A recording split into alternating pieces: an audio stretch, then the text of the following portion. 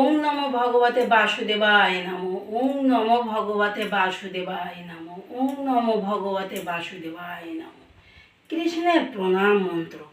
হে কৃষ্ণ করুণা সিন্ধু দীনবন্ধু, জগৎপতে গোপীশা গোপিকা কান্ত, রাধা মাধব নমস্তিতে। এবার একটু একাদশীর কথায় আসি।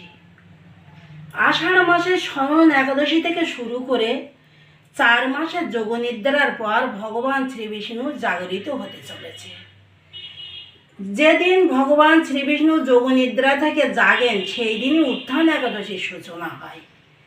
এই বিশেষ দিনেই চাতুর্মাস্য ব্রতের সমাপ্তি হয়।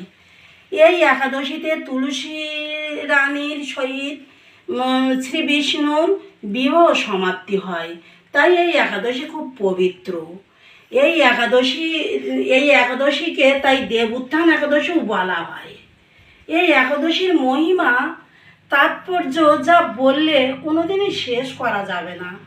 যাই হোক, আমি একটু বলার চেষ্টা করছি।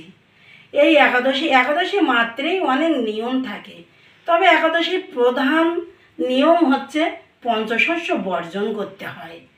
আর যেটুকু আছে সবজির মধ্যে ঢ্যাঁড়স, বরবটি, ছিম, বেগুন, কলাই এগুলো বর্জন করতে হয়। যাই হোক, আমি একাদশীর করতে পারি আর না পারি একটু চেষ্টা করি করার জন্যে, তাকে একটু নিবেদন করার জন্যে।